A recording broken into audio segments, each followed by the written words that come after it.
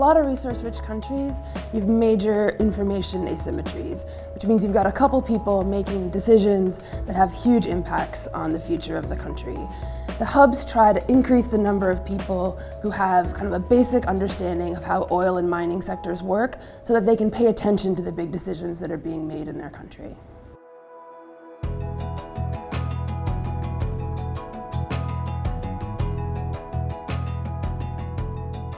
In Cameroon, the contracts are always secret, and this is a deal that is made between the government and the company. I did not understand the dynamics, within contracts. But this is something that I find very, very important and which is very, very relevant for my work. So after the course, we decided to do a study, first of all on subnational revenue allocation.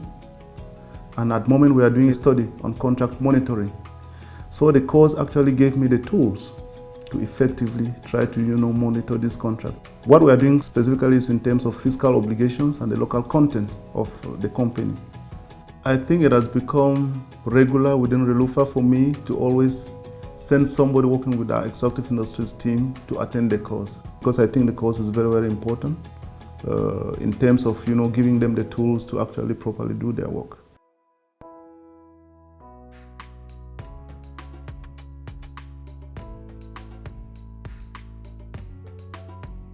Действительно, польза этого курса существенна, и несколько лет была координатором коалиции, поэтому полученные знания, они пригодились и для общения с другими неправительственными организациями. Но и самое важное, это, наверное, все-таки расширение границ ИПДО, потому что ИПДО стандарт достаточно ограниченный в нашем понимании. Курс дал возможность понять, прикоснуться к другим вопросам и почувствовать взаимосвязь между вопросами экологическими, участия общественности, управления доходом, национальные фонды. То есть получилось, что как бусинки были нанизаны на одну ниточку, что дает понятие взаимосвязи. Это очень важно. И, конечно, очень важный вопрос, то, что мне повезло, опять же, вернуться на второй тренинг, на тренинг для тренеров, который дал еще одни знания о том, как вопросы ПДО можно преподавать, обучать неправительственные организации. И эти знания мне очень пригодились, потому что на сегодняшний момент у нас реализуется большой проект нашей организации при поддержке Всемирного банка. И мы проводим ряд тренингов для неправительственных организаций в западных регионах. В тех регионах, где у нас вообще практически не было активных неправительственных организаций, которые бы занимались этими вопросами. Сейчас, после тренинга, в каждом регионе у нас около 20 неправительственных организаций, которые готовы активно работать в этом направлении. То есть, другими словами, получив знания, на сегодняшний момент мы уже смогли их передать более чем 60 организациям. Я считаю, что это большой успех, это действительно результат.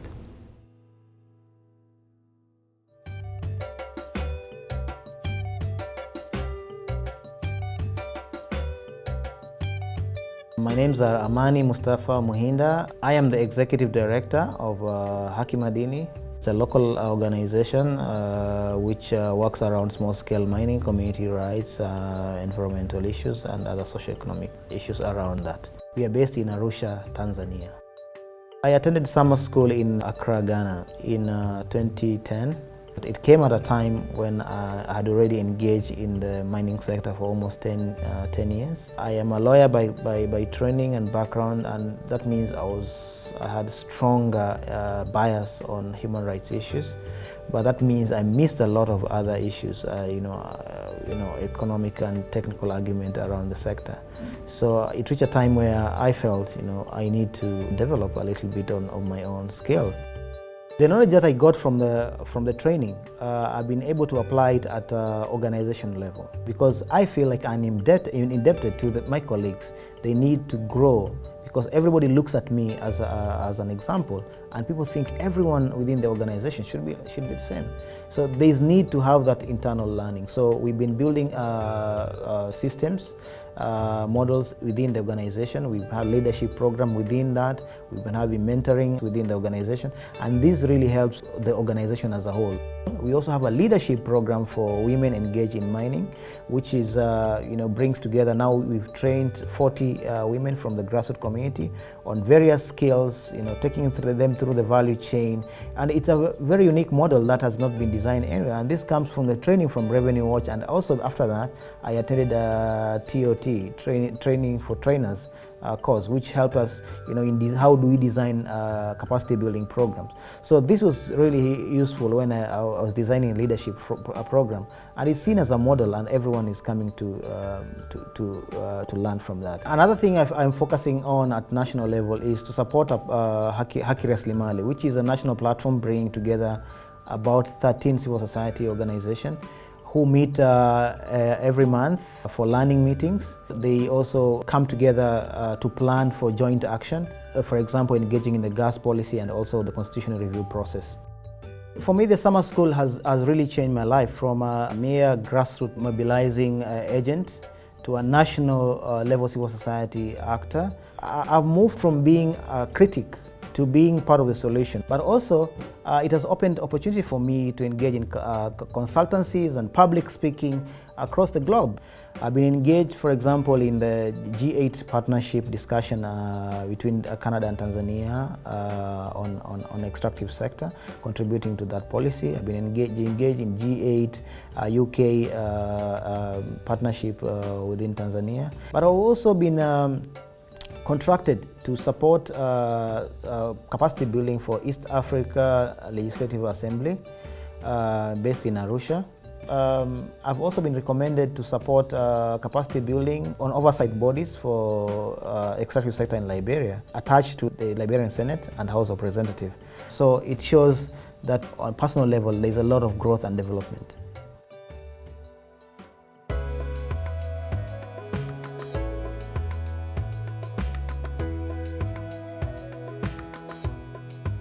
Before taking the course, my perspective was a lot more simple, and it was quite manicheist in terms of seeing how all these conflicts and all these processes linked with extractive industries worked.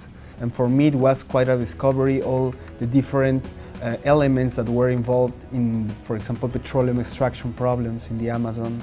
It helped me to try to understand what is at stake in the levels of the companies, the indigenous populations, of the social conflicts.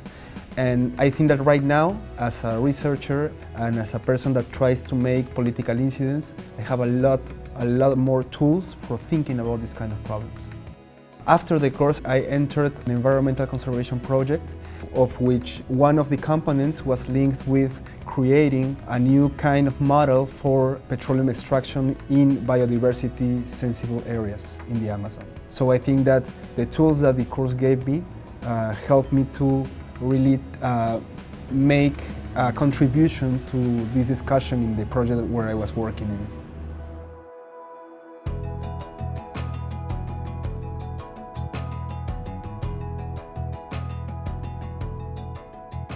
Ce cours m'a permis d'améliorer un certain nombre des outils de travail, notamment le contenu du produit que je propose à mes lecteurs, également la qualité littéraire de mes travaux, mais surtout le souci de la vérité dans les reportages que j'effectue. Alors, ce cours d'été m'a permis, en tout cas, d'avoir un souci de la vérité dans la confrontation des faits et des sources. Et c'est pour cela, aujourd'hui, je suis souvent resté fidèle à ce cours et que maintenant, l'université m'utilise comme personne ressource et je suis là dans le cadre d'animation des ateliers au bénéfice des médias.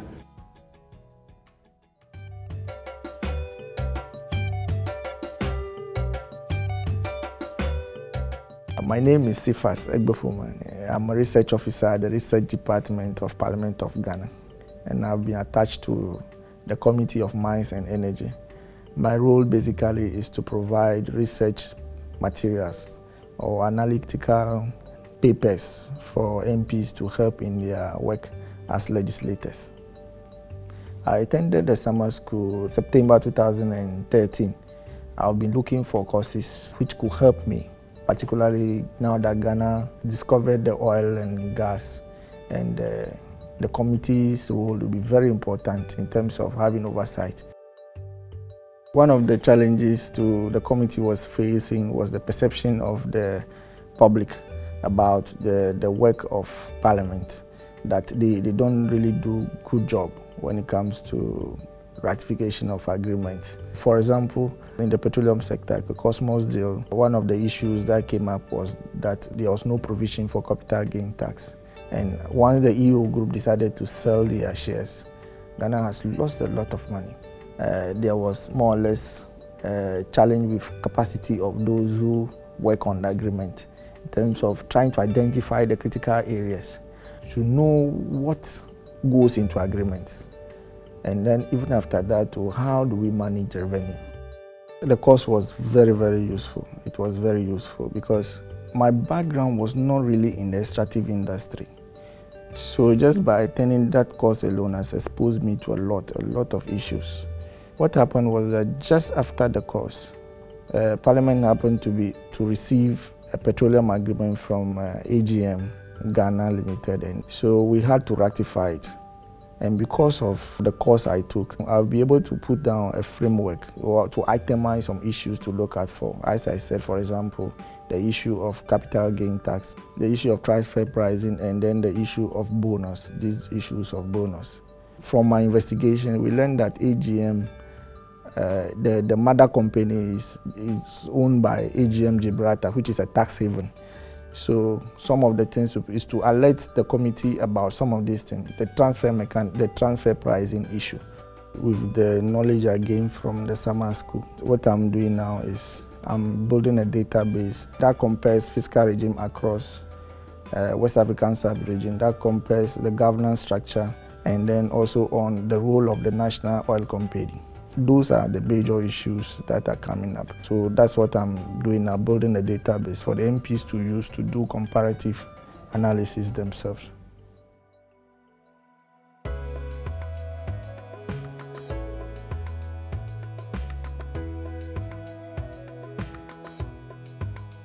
When they launched the course, I was offered the chance to participate as a student. It really gave me a better understanding of the industry. I've actually even pursued some of the ideas that we touched upon on the course as research projects with Revenue Watch. And one of these research projects is actually something that I am now teaching about in the course.